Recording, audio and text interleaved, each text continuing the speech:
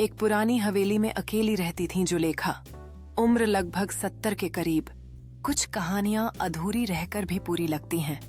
यह कहानी है जुलेखा की, एक बूढ़ी औरत जो सबकी नजरों में बस आपा जी थी, मगर उसके अंदर एक ऐसा दर्द छुपा था जो उसने सालों तक किसी से नहीं कहा। और फिर एक दिन एक आखिरी खत ने वो सब कुछ बदल दिया। लाहौर का एक पुराना इलाका। मोहल्ले के बच्चे उन्हें आपा जी कहते थे। वो हर रोज अपने घर के बाहर बैठती, बच्चों को मिठाइयाँ देती, हर किसी को दुआएं देती और फिर शाम होते ही चुपचाप दरवाजा बंद कर लेती। किसी को नहीं पता था कि उनका कोई नहीं है, कोई पति नहीं, कोई बेटा नहीं, कोई नाम लेने वाला नहीं।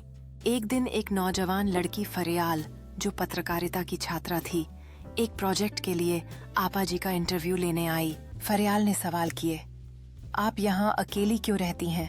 आपका परिवार कहाँ है? आपने शादी नहीं की? आपा जी मुस्कुराई मगर कोई जवाब नहीं दिया। लेकिन जाते जाते फरियाल को कहा, अगर सच में मेरी कहानी जानना चाहती हो तो कल शाम फिर आना, मैं तुम्हें कुछ दिखाऊंगी। अगले दिन फरियाल फिर आई। आपा जी ने अपने कमरे का कोना खोला जहां एक पुराना लकड़ी का संदूक रखा था। उन्होंने उसे खोला। उसमें एक लाल रंग का पुराना दुल्हन का जोड़ा था, कुछ ब्लैक एंड व्हाइट तस्वीरें और एक नीला लिफाफा। ये मेरा आखिरी खत है, उन्होंने कांपते हाथों से फरियाल को दिया। ये मैंने कभी किसी को नहीं भेजा, लेकिन आज मैं चाहती हूँ कि तुम इसे पढ़ो। फरियाल ने उत्सुकता से नीले लिफाफे को खोला और उसमें से एक पीला और मोमी कागज निकाला। जैसे ही उसने पढ़ना शुरू किया, उसके मन में कौतूहल और सहानुभूति की लहर दौड़ गई। उस पत्र में आपा जी की जिंदगी की अनकही कहानियां और भावनाएं छिपी हुई थीं। वो पत्र कुछ इस तरह शुरू होता था, मेरे प्यारे, और हर शब्द में एक गहराई थी जो फरियाल के दिल को छू रही थी। फरियाल धीरे से वो नीला लिफाफा खोलती है। उसमें लिखा है, साजिद तुम चले गए, लेकिन तुम्हारी मोहब्बत अब भी मेरे दिल में जिंदा है। अगर तुम कभी ये खत पढ़ो तो जान लो, मैं आज भी तुम्हें उतना ही चाहती हूँ जितना उस दिन। तुम्हारी जुलेखा। कुछ ही दिनों में एक बूढ़ा शख्स फरियाल के दरवाजे पर आया। उसके हाथ में भी एक खत था, पुराना, पीला पड़ चुका। मेरा नाम साजिद है, उसने कहा। मैं जिंदा था, मैं बच गया था उस रात, लेकिन मुझे लगा जुलेखा ने मुझे धोखा दिया। मैंने कभी किसी से शादी नहीं की। फरियाल की आंखें चौंकने के लिए चौड़ी हो गईं। जैसे ही उसने साजिद के शब्दों को समझा, लिफाफा अभी भी उसके हाथों में मजबूती से थामे हुए। साजिद ने टेबल की तरफ देखते हुए उस रात के बारे में बताया जो सब कुछ बदल गई थी, उसके हाथ थोड़े कांपते हुए।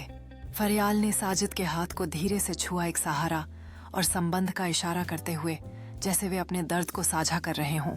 उसने वो खत फरियाल को दिया जिसमें लिखा था, जुलेखा, अगर तुम कहीं हो तो जान लो, मेरी मोहब्बत आज भी जिंदा है। मैंने तुम्हें कभी नहीं भुलाया। कुछ ही दिन बाद जुलेखा का इंतकाल हो गया। साजिद ने उसके कब्र के पास बैठकर वही खत पढ़ा और कहा, हमारी कहानी अधूरी नहीं थी, वो वक्त की किताब में लिखी गई एक अमर दास्तान थी। साजिद ने उस पल को याद करते हुए कहा, जुलेखा, तुम्हारे बिना जीना एक अधूरी कहानी की तरह है। हमारे यादों में तुम हमेशा जिंदा रहोगी। साजिद की आंखों में आंसू थे जब उसने उस झील के किनारे जुलेखा के साथ बिताए पलों को याद किया।